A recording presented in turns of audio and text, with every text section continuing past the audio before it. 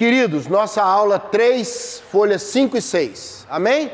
5 e 6. Todo mundo pegou lá?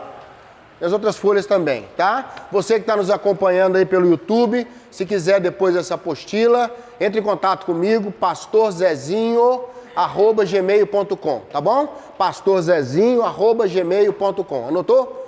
Anota aí, pastorzezinho@gmail.com. Deus te abençoe. Queridos, nós estamos falando sobre a construção do eu e a necessidade do Senhor Jesus entrar como Senhor da nossa vida, não para destruir o eu. Eu não sei se você notou, eu estou procurando trabalhar desde o início para desmistificar essa ideia que o eu é ruim. Porque tem aqueles nomes, né? Velha natureza, velho homem. Então Paulo fala o que eu não quero é o que eu faço, não é verdade? A gente sabe que tem essa luta. Mas eu não queria que você pensasse que o eu é ruim, ele foi danificado pelo pecado. Entendeu como é que é? Ele foi estragado, ele perdeu a condição. A sua identidade foi agredida, abusada, destruída, desfavorecida. E aí como é que você pode ter condição de ser uma pessoa legal vivendo tudo isso? É ou não é verdade? Houve um estrago. Então o Senhor vem, assume a nossa vida, põe a gente junto, para a gente dar conta de seguir e ser regenerado, ou ser o novo homem, como diz a Bíblia, nova criatura. Não é? Uma nova maneira de se pensar a vida. Sabe, aqui dentro da sua cabecinha tem um mecanismozinho chamado sistema de valores. É isso que o Senhor vem e nos ajuda a mudar o sistema de valores. Metanoia, que fala no grego, é a mudança de mente, mudança de atitude. Pode ser pelo arrependimento, pode ser pelo conhecimento, pelo discernimento. Tudo que mude a sua cabeça para o bem, não é? Então nós estamos falando sobre essa construção do eu. As 2 primeiras aulas a gente falou um pouco sobre isso. E eu fiquei pensando lá em Isaías 6, verso 1. O profeta fala assim: no ano da morte do rei Uzias, eu vi o Senhor assentado no alto sublime trono. Você nota que ele, para poder ver Deus no trono, teve que morrer o rei Uzias? Um rei tem que desocupar o espaço para o novo rei ocupar o espaço. Eu coloquei o eu destronado porque ele é destronado, não destruído, tá bom, gente? Deus não vem para destruir você. Tudo que ele pediu para você abrir mão na Bíblia, você tem aos pares. Pode notar aí para você ver. Mão, olho e pé. Se a tua mão te faz tropeçar, é a mão direita ainda, que é a mão da honra, da escolha. Se o pé faz tropeçar, se o olho faz tropeçar, arranca-o. Você nota que o Senhor diminui a gente para a gente ficar melhor, mas não acaba com a gente. Ele não fala, se o teu fígado te faz tropeçar, arranca-o. Não é? Se o teu nariz te faz tropeçar, arranca-o. Eu só tenho um nariz. Eu só tenho um fígado. Um coração. O Senhor não vai destruir a gente. Às vezes o Senhor diminui para melhorar. Não é isso, Marcinha? Mas não destruir. Deus não vem destruir ninguém. Olha, a sua construção do eu, a sua história, a sua identidade é uma coisa linda. Deus te fez uma pessoa construtiva. Aí eu fiquei pensando, falei, gente, morte do rei Uzias. Aí eu fui lá olhar o rei Uzias e descobri que ele é igualzinho o meu eu. Que é uma história interessantíssima, que mostra como é que o eu é construído e em que momento que ele é detonado. Amém? Vamos acompanhar isso? Aí eu coloquei aí, 2 Crônicas 26. Eu não posso ver o livro de Crônicas, que eu lembro do irmãozinho novo convertido, que falou comigo, esse Crônicas é fera demais. Tem 2 livros sobre ele na Bíblia. Eu li lá, pastor, Crônicas 1, Crônicas 2. 2 livros sobre o cara. Eu falei, vai lá pra você ver que o cara é fera mesmo. Lê lá umas 2 vezes, depois de conversa, Crônicas. Meu filho era pequenininho, estava aprendendo a ler, aí ele não lia Êxodo não, ele lia Exodó. Exodó. Tudo ele pegava na Bíblia, porque ele só ia acompanhando a sílaba, ia montando assim. Eu fui pregar na Igreja Batista Central, aqui em Belo Horizonte, há anos atrás, a antiga ainda. E a igreja lotada um domingo de manhã, e ele sentadinho na frente, pequenininho. Doido para ler a Bíblia, que ele agora estava começando a ler. Aí eu peguei no microfone e falei, irmãos, vamos abrir em Êxodo capítulo 1. Aí ele do primeiro banco com a biblinha, Exodó quanto? A igreja toda caiu na gargalhada. Aí eu parei, olhei para ele e falei, Exodó 1, meu filho. E da agora em diante na mensagem é Exodó. Exodó quanto? Né? 26 de Crônicas conta a história do rei Uzias. E você vai acompanhando comigo a história dele, você vai ver que mostra direitinho, sabe, Rosane, como é que o nosso eu vai sendo construído, o tempo bom dele, sabe, a nossa identidade já viveu uma época boa. Você não tem aquela época que você fala, nem sempre foi assim. Nem sempre foi assim. Minha infância foi muito legal. Minha adolescência foi muito bacana. Até que eu entrei no mundo dos adultos e me lasquei.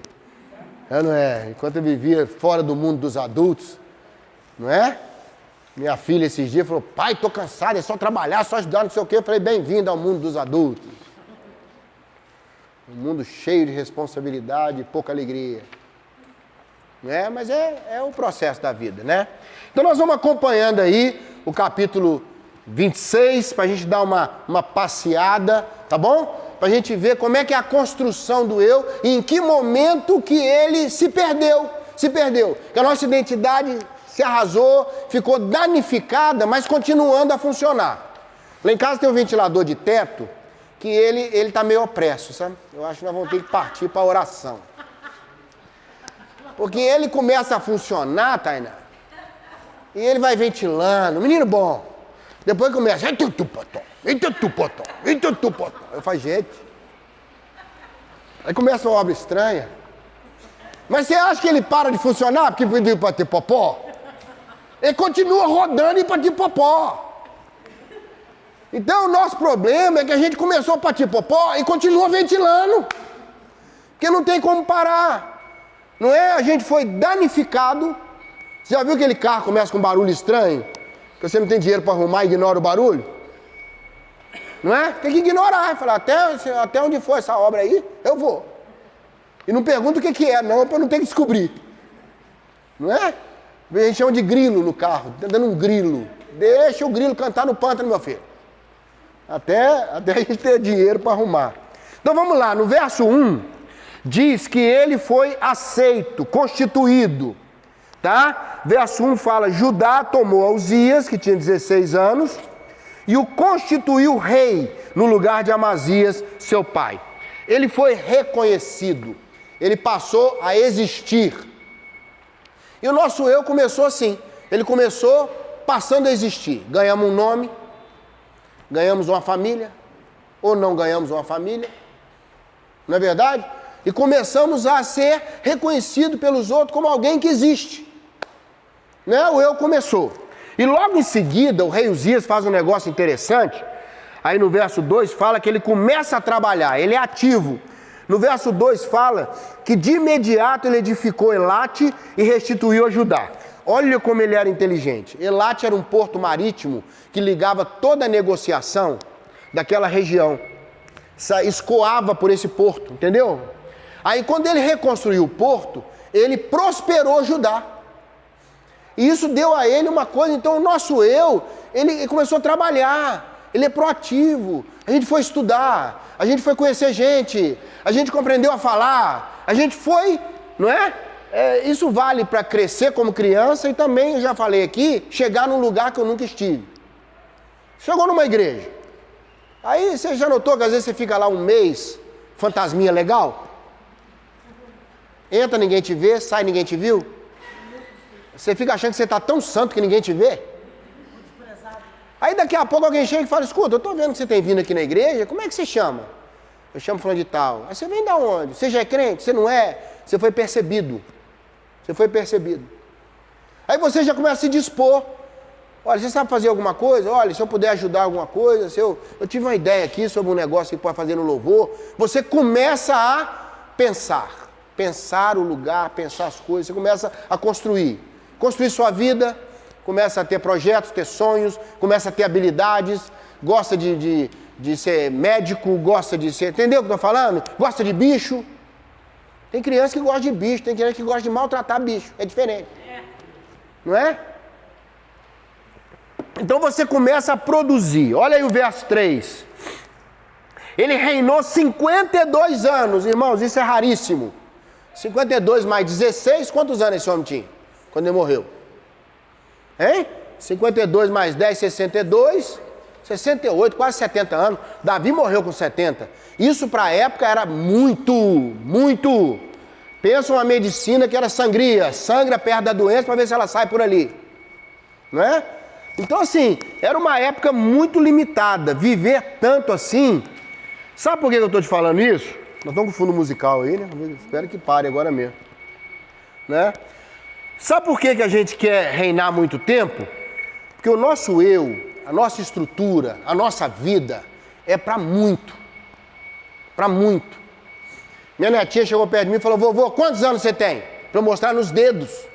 Porque ela tem 5. Ela tem 5. Aí ela esticou a mão e falou assim, eu tenho 5. E você, vovô? Eu falei, põe dedo aí. Ah, por quê? Porque vovô tem 60.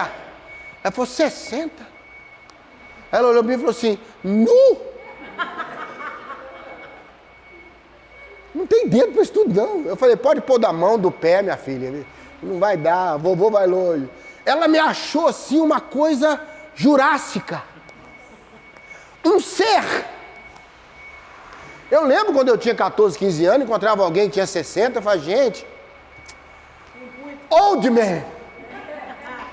Um velho. Hoje eu tenho 60, eu sou um pós-jovem. Pós-jovem. Já subiram a adolescência para 25, porque não subiu a juventude para 60? Qual que é o problema? É ou não é? Então assim, a gente é para tempo. A gente não pensa, vou acabar logo, vou morrer amanhã. Ninguém pensa isso. Ninguém trabalha para terminar. Já notou isso? A gente pensa para frente, a gente pensa ficar velhinho, aquela coisa acabando, né? E tal, que a morte me esqueça. Não é assim? A gente pensa para frente. O reinado do eu, da identidade é longo. Você não se satisfaz logo. Cada época da vida tem uma coisa acontecendo. Tem um projeto. Olha o verso 4. Fez o que era reto perante o Senhor no seu início. Sempre a gente começa com boas intenções, boas ações. Ninguém constrói o eu para ser ruim. Ninguém. Talvez você fale, eu tive no Rio de Janeiro, conheci um irmão que conheceu a mãe de Fernandinho Beiramar. Ele chama Fernandinho Beiramar, não é porque nasceu na beira da praia não, viu gente? Tem um bairro lá na Baixada Santista que chama Beiramar. Ele era de lá, da Baixada Fluminense. Santista não, desculpa. Da Baixada Fluminense. Né? Beiramar. Ele nasceu lá, cresceu lá. A mãe dele lavava roupa, pessoas muito simples. A irmã dele, inclusive, é crente. É perigoso até ele converter e ser vizinho seu no céu. Né? Porque se ele aceitar Jesus, o Senhor apaga tudo que ele fez. Loucura isso, hein? Nós não apagamos não, mas o Senhor apaga. Por isso que a gente não é Deus. Né? Então assim, o Senhor limpa tudo. Aí ele contou pra mim que ele conheceu o Fernandinho Beiramar quando tinha 11 anos.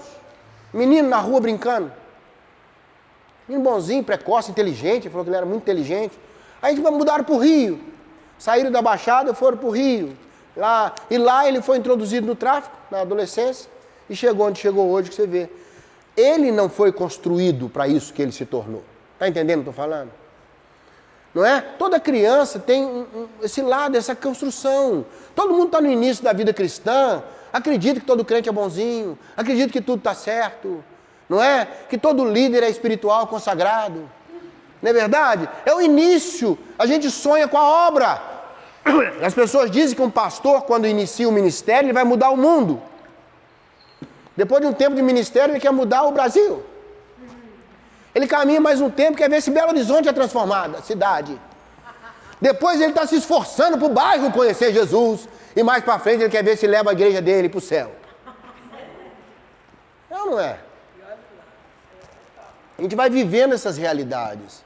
Mas existe um momento que você cresce, você tem boas ações, você projeta, o nosso eu está desenvolvendo. Olha o verso 5, e a consequência disso, quando ele caminha nesse tempo, é que Deus o faz prosperar. A gente prospera, a gente cresce, a gente estuda, a gente aprende sem parar, a gente faz amigos, a gente produz, a gente prospera. Estamos juntos aqui? Nosso eu está sendo construído, a sua história de vida, sua identidade está sendo construída. Tá? É lógico que talvez em algum desses processos já sofra danos. não é? Danos. Machucou na infância, muita frustração na adolescência, muita dificuldade para trabalhar. Então, danos. Mas interiormente, você sempre tem aquela ideia que a vida vai ser boa, que a sua família vai ser bonita, que seus filhos vão ser saudáveis, que você vai casar com Boaz. Sabe quem é Boaz? Que as irmãs oram para casar? Maduro, pronto, provedor. O cara está pronto, abençoado, resgatador. Não é? As irmãs tudo orando. Senhor, manda um Boaz para mim. Manda um Boaz para mim. Versos 6 e 7, ele começa agora a ter vitória contra os inimigos. Versos 6 e 7. Depois você pode ler em casa com calma. Diz que ele guerreou com os árabes, com os filisteus. Ocupou tudo, teve muita vitória. Ele era um rei guerreiro. Ele era um rei guerreiro. Tá? E ele teve muitas vitórias. É aquela época que a gente começa a alcançar vitórias, ajudado pelo Senhor, ajudado pela essa bondade. Você começa a passar no Enem, você começa a estudar, você começa a ter projetos para a sua vida, você começa a namorar, a casar. Não é verdade? Você começa a vencer obstáculos. Vencer obstáculos. Quando a pessoa consegue fazer esse processo rápido, por exemplo, dentro do casamento, ela tem uma chance melhor de ser feliz do que a pessoa que tenta manter o romantismo do início do casamento. Sabe por quê? A gente projeta no outro, né, Bela? A gente projeta no outro. Meu marido vai ser assim. Você sabe que a depressão pós-parto é isso, né? Que a mulher, ela engravida duplamente. Toda mulher tem gravidez dupla. Tem uma criança no ventre e outra na mente. A da mente, ela começa a ver como é que vai ser a criança. Aí ela olha o olho da vovó. Olho azul turquesa. Fala, minha filha vai nascer com olho azul turquesa. Aí vem a boca do vovô. Aquilo não é boca, aquilo é um patrimônio tombado no rosto. Pelo Ibama. Vai ter a boca do vovô. Vai ter o cabelo do titio. E ela vai montando. Aquela criança maravilhosa. Aí nasce aquele ser. Cadê o olho do vovô? Não é? Cadê o olho da vovó, a boca do vovô? Cadê? Nasceu com o olho da titia? Aquelas duas jabuticabas comuns. E aí, sabe o que acontece? O filho de cima não confere com o filho de baixo e ela rejeita o de baixo. Fala, isso aí não é meu filho. Toda mãe tem esse choquezinho, porque os bichinhos, de modo geral, nascem feinho que dói. Aquela carinha de joelho de porco. Alguns já nascem lindos, maravilhosos. Diz que tinha um menino que era tão chato que nasceu e não chorou só pro médico assustar. Tem criança que tem essas coisas, né? Mas o seu não, o seu nasceu, chorou, abriu o pulmão. Maravilha, não é? Só que não é aquilo. A maioria das mães passa um pouquinho, a realidade toma conta, ela apaga o filho daqui e toca a vida. Algumas mães não. Algumas mães têm muita dificuldade de aceitar o filho que não é o filho que ela achou que vinha. Hoje ainda tem ultrassom, tem não sei o quê. Antigamente só sabia o sexo quando nascia. Quando nascia. Ficava aquela expectativa, não é? É menino ou menina? É menino ou menina? Aí é homem, é mulher, e não sei o quê. Hoje faz ultrassom, acabou a graça. Aliás, hoje a tecnologia tirou a graça de um monte de coisa. Tirou a graça de um monte de coisa. Sabe tudo antes. Chato. Né? Agora imagina uma mãe com a expectativa que é uma menina, vai ser uma menina, vai ser uma menina. Nasce aquele campeão de levantamento de peso. Ela precisa de um tempinho para ela desligar o desejo para conectar a realidade. Todos nós temos essas coisas na nossa vida. A gente, quando vai para um lugar, você cria uma expectativa. Lá vai ser assim, lá eu vou ver isso, lá eu vou experimentar isso. Aí chega lá, não é bem isso que você pensou. Aí você precisa de um tempinho para desligar a chave do desejo, para ligar a chave da realidade. Concorda comigo? É ou não é? E aí vem os desafios. Você começa a ter que superar obstáculos de preconceito, de traumas, de esquisitice da gente, manias. Não é? Bullying. Você começa a sofrer bullying. pessoas começam a brincar com alguma parte do seu corpo, te incomoda e você começa a ficar incomodado, você tem que saber lidar com isso. Tudo isso é desafio. Você vai crescendo, conhece melhor seu pai e sua mãe, aí vem aquele processo da desmistificação dos pais. Meu pai não era essa coisa boa toda que eu pensei, minha mãe não era essa maravilha que eu achava. É ou não é? No casamento também tem isso, o processo de desmistificação. Não é? Quando você conhece a pessoa como ela realmente é. Percebe isso aí? Isso é normal, viu, gente? Não precisa ficar assustado, não. Todos nós passamos por isso. Tá? Aí no verso 8 diz que ele se torna um vencedor e começa a ficar forte. Começa a ficar forte. Existe uma época que você se estabelece. Força aqui não é força física, não. É força interior. Você sabe o que você quer. Você já se posiciona, você começa a falar sim e falar não, você começa a falar isso eu não como, isso eu como, não é? Isso aqui eu quero para a minha vida, isso eu não quero para a minha vida. Você começa dentro da igreja, no trabalho que for, começar a criar o seu espaço. Então tem aquela pessoa que brinca demais no trabalho, mas te incomoda, você já muda o comportamento com ela para dar uma distância, a outra não tem problema, você deixa aproximar, você começa a movimentar, você agora está forte. Essa é a era, agora começa a ficar perigoso o nosso eu, porque ele se estabelece, entendeu como é que é? Ele se diferencia. Você não é mais um no meio da multidão, você não acredita em tudo mais que te falam, você agora faz um filtro na sua vida. Acontece isso ou não? Tá? Vamos continuar com o rei Uzias, que ele está contando a história da gente. Verso 9 e 10... Ele descobriu que era forte, ele precisava então construir fortaleza em duas áreas que ele descobriu na vida dele. Uma era no palácio, construiu torres nos palácios, construiu muralhas nos palácios, e ele também edificou as áreas desérticas.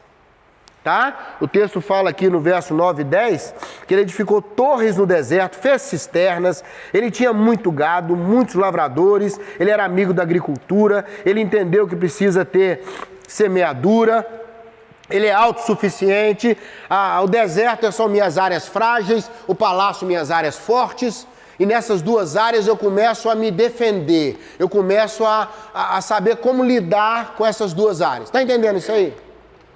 Eu começo a criar uma proteção nessas áreas, eu começo a me estabelecer. Isso é o processo da nossa vida. No verso 11 a 13, diz que ele prepara os guerreiros, que ele trabalha o exército. E ele era muito inteligente. Deixa eu te falar uma coisa, os reis dessa época, eles pensavam assim, quanto mais soldados eu tiver, mais chance eu tenho de ganhar. Essa era a filosofia. Só para te dar um exemplo, na época do rei Roboão, quando houve a divisão das tribos, dos reinos, né? Jeroboão as tribos do norte, Roboão, Judá, Benjamim as tribos do sul. Né? Roboão tinha 180 mil homens. Já na época do rei Josafá, chegou a ter 1.800.000 homens. Porque a ideia era agregar gente. Saul tinha esse espírito. Toda pessoa poderosa que ele vinha, ele punha no exército dele. Toda pessoa que ele achava que tinha talento, ele agregava. Quanto mais gente eu tiver, mais chance eu tenho de ganhar. Uzias falou, não. Meu pai tinha 300 mil homens. Para você ver no exército de Uzias tinha 305 mil homens. 307 mil. Deixa eu ver aqui exatamente para te falar. 307.500 homens. Você vê que ele não aumentou a quantidade de homens. Sabe o que ele fez? Ele equipou melhor o seu exército. Ele colocou armas novas, ele distribuiu em grupos pequenos de combate para dar mais flexibilidade. Ele inovou. Ele inovou. Sabe, a nossa identidade começa a ter estratégias. A gente começa a pensar melhor.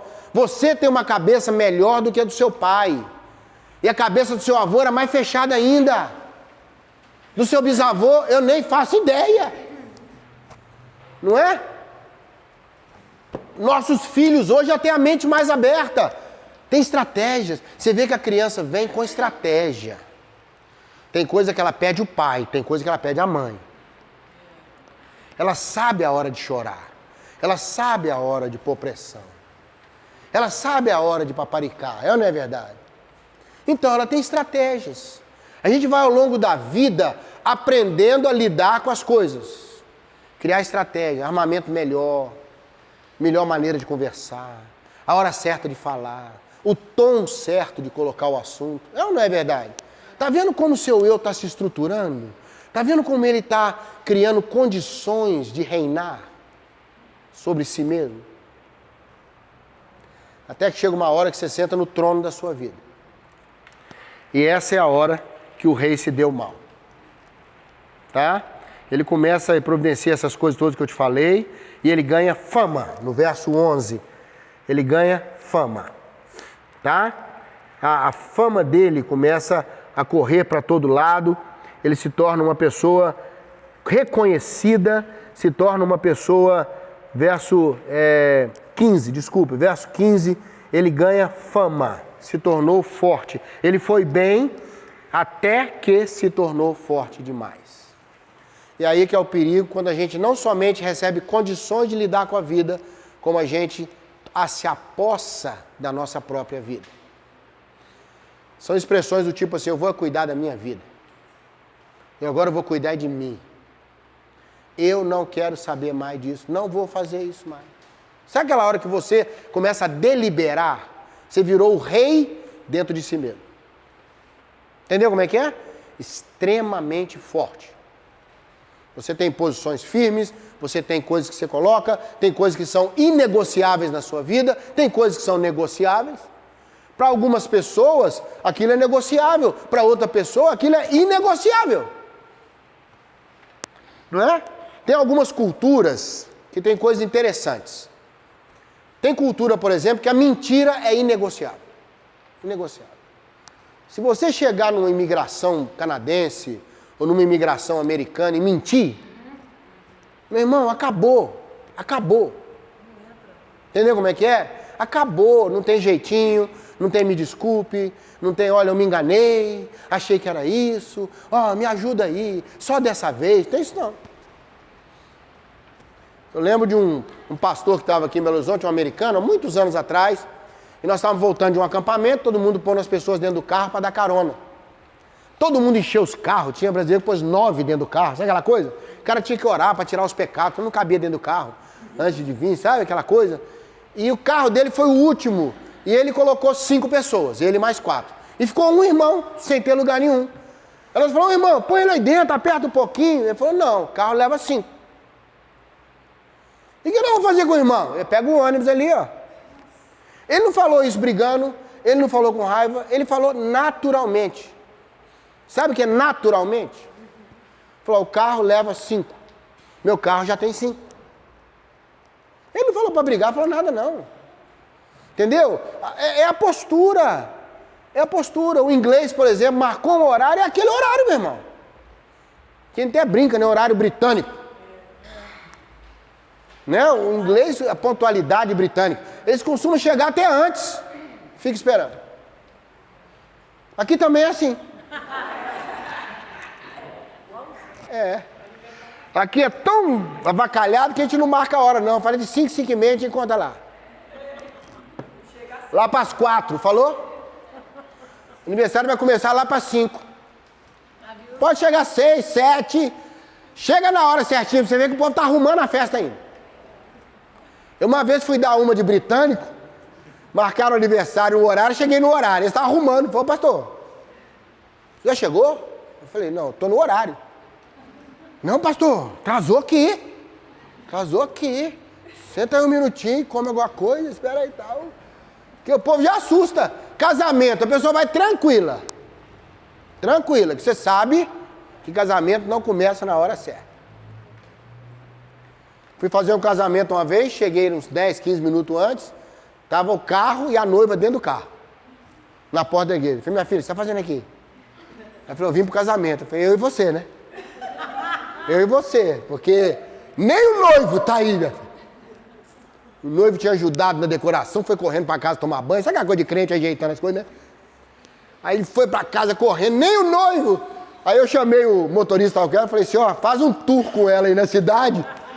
Dá umas voltas aí, porque ela estava lá 10 minutos antes. A noiva, eu e a noiva, chegamos, só nós dois, lá no casamento. Tá? Ficou forte. Quando ele ficou forte, verso 16, ele faz uma loucura. Quando ele ficou forte, seu coração se exaltou. Entrou a soberba. Mas essa soberba aqui não é assim que está mascarado, ostentando, não é isso não. É uma segurança falsa, interior, de que você é capaz de tudo que você quiser ser. Entendeu o que eu estou falando? Normalmente isso pega mais nos jovens. Os jovens falam, comigo não vai acontecer. Comigo não vai acontecer. Não é verdade? E tem pessoa que leva isso para a vida. Não, comigo vai dar certo. Vai pegar os outros, nunca vai me pegar. Sabe aquela ideia? Sabe, comigo não vai ter problema. Não é uma soberba. Ela veio da fama, ela veio das vitórias dele. É aquela hora que a pessoa fala, rapaz, formei numa faculdade difícil, eu agora vou fazer uma carreira. Aí ele vai, tadinho, com aquela expectativa da faculdade, agora eu vou pôr em prática o que eu aprendi. Aí ele vai para a empresa, primeira reunião, você fala com ele assim, pega tudo que você aprendeu e esquece. Na teoria é uma coisa, na prática é outra. Aí você murcha. Fala, meu Deus, paguei caro a faculdade, estudei pra caramba, o negócio é outro.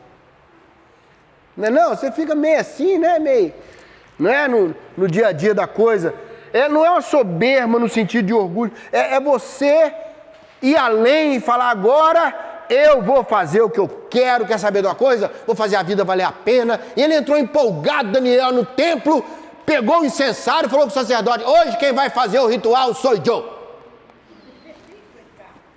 É a hora que você perde os limites, é a hora que você vai onde não deve ir, aí você se lascou.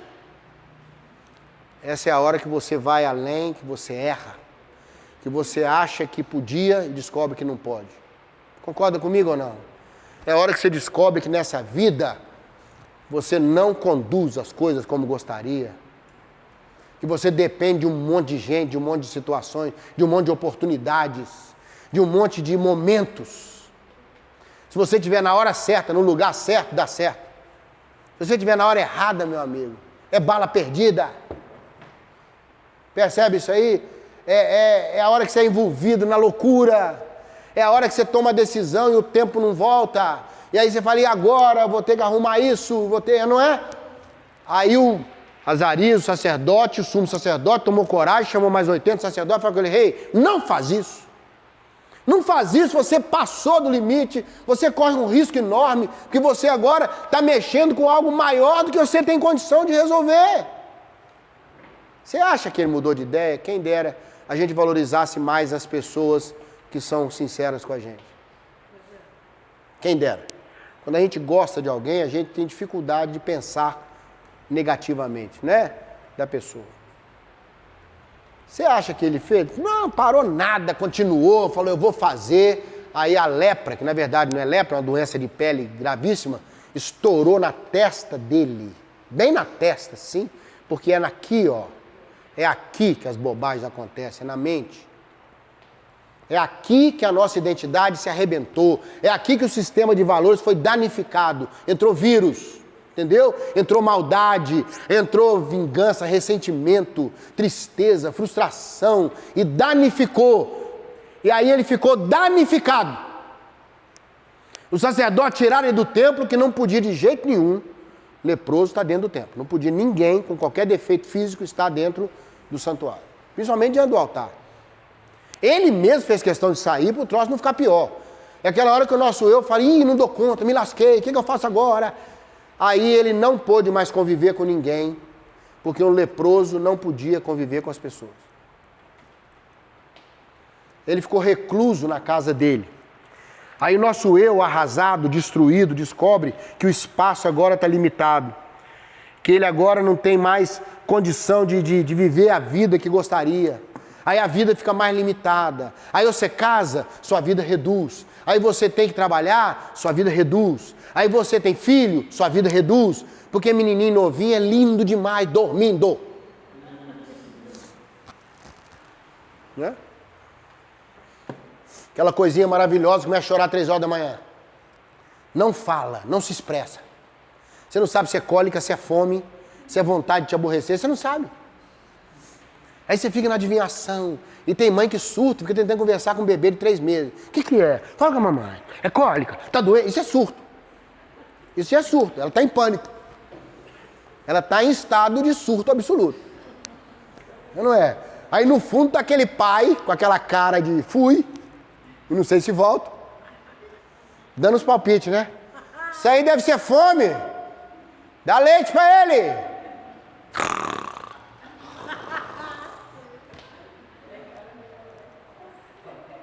O instinto não está no macho, você pode saber. O instinto não está no macho, está na fêmea. Não é? Uma patinha lutará até o fim pelos seus filhotinhos. O macho eu não sei. Macho eu não sei, sinceramente. Você lembra antigamente, morria o pai, ficava a mãe sozinha com 5, 6 filhos, e essa mulher criava os 6 filhos? Trabalhava dia e noite, virava pai e mãe, ficava brava, e pegava pelo colarinho, dava tapa na cara de um menino de 20 anos, e cala a boca, sou sua mãe, você vai ser um homem de bem, você vai largar aí, ou não é? Você já ouviu história assim do pai? Morre a mãe, ficou o pai com 6 filhos. Trabalhou, segurou, criou 6 filhos. Não, ele arruma uma para criar os 6 filhos. Tem exceções, é óbvio que tem exceções. Conheço muita pãe por aí. Tem muita pãe. Não tem? E hoje a cultura acabou que põe todo mundo para trabalhar e para ajudar. Hoje não tem esse negócio mais não. Hoje pega todo mundo para ajudar. Não é verdade? Né? E se não pegar, o marido vai entender que vai pegar. Você pode ficar tranquilo. Ele vai ser solicitado. Tá? Mas aí desandou, ele diminuiu, o espaço ficou perdido. E o que é pior, diz o texto que ele ficou sem dignidade no final da história. O filho dele teve que assumir o lugar dele. Olha que loucura, gente. O filho teve que assumir o lugar dele, Jotão. Ele não podia, leproso, não podia falar com ninguém. Tá? Então eu quero pensar isso na nossa vida. Que o final dele não foi bom não, viu gente? Não pôde ser enterrado junto com os reis, porque era leproso. Teve que ser enterrado à parte. Você notou que houve um momento na vida do rei Uzias que desandou? Foi quando ele chegou no ápice. Foi quando ele sentou no trono da sua própria vida. Você notou que foi daí para frente que a nossa vida desandou? Quando a gente parou de ouvir os outros? Quando a gente passou a ser dono do nosso próprio nariz? Não é verdade? Você está entendendo por que precisa chegar um outro rei para ajudar a gente? Que a gente não tem condição? Pegou essa sequência? Semana que vem eu vou mostrar para você quais as 2 áreas mais afetadas com esse desandar aí do nosso eu, tá? E a importância, Jesus não vem para destruir o eu, ele vem para destronar o eu. Ele vem tirar a liderança, que a gente não tem condição mesmo, para a gente poder se reorganizar. Amém? Vamos orar?